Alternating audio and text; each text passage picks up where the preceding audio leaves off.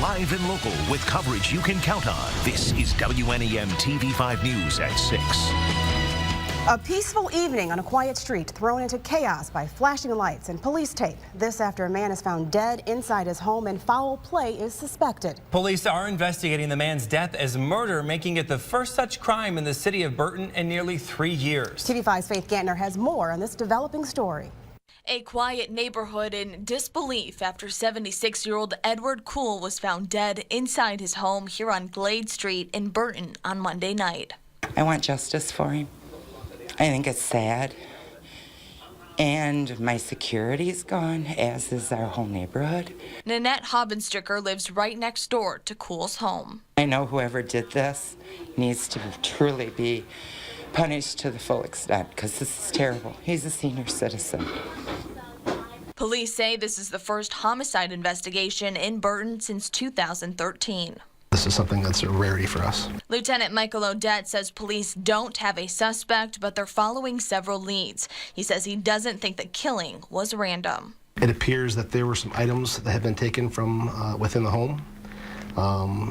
It's an ongoing investigation. Family members and neighbors say Kuhl was a great man and a veteran, and they're heartbroken over the loss. He was too nice of a man.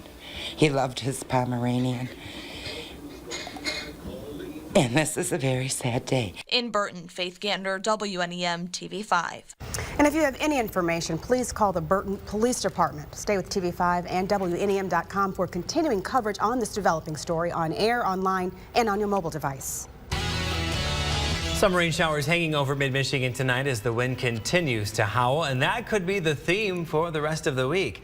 Now here's Chief Meteorologist Brian Bachman with a closer look at what's going on out there. Brian. That's right, David. These windy conditions not likely to really be going much of anywhere anytime soon. We may lose these substantially powerful wind gusts that we've seen today, but overall a pretty breezy slate of conditions likely to persist at least into tomorrow evening before we start to see things quiet down. And it's a bit of a mixed bag out there tonight. The one common denominator are the strong winds. However, as we can see here from our live cam in the Flint area along I-69, the sun's out, drier conditions prevailing, but keep a nice firm grip on that steering wheel as you head around this evening. We still have a wind advisory in effect for those shaded counties until 8 p.m. where the wind gusts could still easily top 45 miles per hour at times before gradually, and I mean gradually, settling down as the night goes on. But here's how they stack up right now. Mostly out of the southwest, still sustained at about, in general, 20 to 35 miles per hour with some other, slight reductions here and there. But take a look at the wind gusts, 41 miles per hour in Saginaw at last check, 35 mile per hour in Bad Axe, 37 in Lapeer.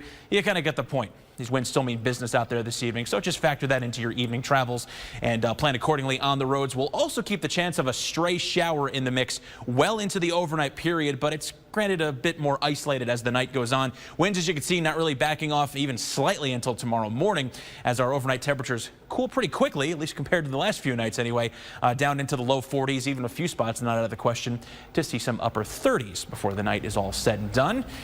And we could be talking about a little bit of a wintry component to the weather as we head into tomorrow night. I'll explain that coming up in your full forecast. Roads so bad, drivers say they are nearly impassable, and they say efforts to fix the problem aren't going much better. Several viewers reached out to TV5 wondering why their county was leaving these roads in such bad shape. TV5's James Felton went up to Aranac County this afternoon to ask them the tough questions. It's like the mud bog over there at the river bend. Paul Willis did everything he could to get his car down Walker Road today, but it's been tough sledding. The mud and stuff, this is the worst it's ever been. Willis is like a lot of people in Aranac County, wanting us to ask the tough questions, wanting to know what the road commission is doing to fix these sludgy streets. Yeah, I mean, it's nothing but mud and holes. No one from the Aranac County Road Commission was available for an on-camera interview, but a spokesperson did talk to us over the phone. What would you like to say to the residents who are upset about the road conditions in your county? It's been a harsh winter for roads because of the fluctuation in the temperatures.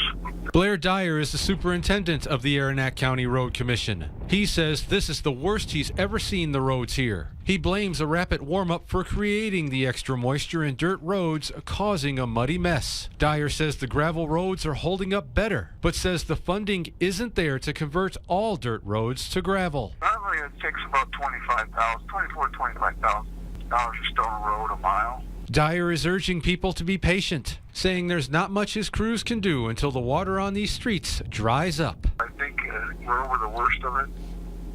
And as soon as it dries up a little bit, we'll be able to fix them up. There's nowhere we're out there trying to fix it. We work Saturday.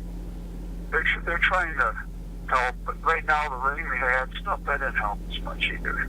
So for now, it looks like the mud bogging will continue until the Road Commission gets some help from Mother Nature. Asking the tough questions in Aranac County, James Felton, WNEM TV5. Now, if you have a tough question you would like us to investigate, just give us a call at either of the two numbers right there on your screen. You can also send an email to WNEM@WNEM.com or get a hold of us on Facebook. Dangerous lead levels are being found in fewer homes and businesses around the city of Flint. Governor Snyder says that was revealed in the second round of water testing. Of the 600 locations being tested, about 92% are at or below the federal action level for lead. That's up from around 90% in the first round. Meantime, people in Flint are disappointed tonight that the federal government has denied Governor Snyder's request for money to help with the ongoing water crisis. Snyder says FEMA rejected his request for funding through two programs that would have helped cover costs for water and to help repair water systems. There's too many people suffering with the water. You know, they can't shower, they have health issues, adults and children. People are dying, people are getting sick. I mean, not everybody gets insurance. People can't afford that. I mean, jobs are low even, so they need to do something. If FEMA had approved the request, homeowners could have accessed federal funds to repair damage not covered by insurance, including lead service lines or old plumbing. Former Michigan State basketball star Mateen Cleaves was arraigned on sexual assault charges this morning, a day earlier than expected. Originally set for tomorrow morning in Wayne County, the arraignment was suddenly moved to Flint this morning. Facing numerous charges from an alleged incident at a golf outing in September, Cleaves was released on a $150,000 bond. Now, Wayne County Prosecutor Kim Worthy said the sudden change is troubling, and a statement says, quote, "I don't know how they do things in Genesee County, but we try our best to be as transparent as possible when my office is involved." There was an agreement with all of the parties that the defendant would turn himself in and be arraigned in open court tomorrow, not for him to have a backdoor arraignment. The public has a right to know, and frankly, I am extremely disappointed that this was handled so clandestinely today. I hope this is not a precursor of things to come.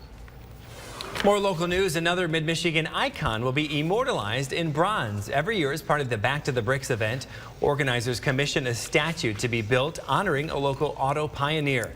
Today, Joe Rundell loaded his clay statue of C.S. Mott into a truck, heading off to be cast in bronze. It seems like everybody that I talk to that is my age or close, they've always got a story about C.S. Mott. He did this or he did that. And to date, I've heard no bad stories. So Mott is already a legend in Flint. Rundell says the statue took about 2.5 months to create. He's made 8 statues of iconic figures standing proudly in the city of Flint.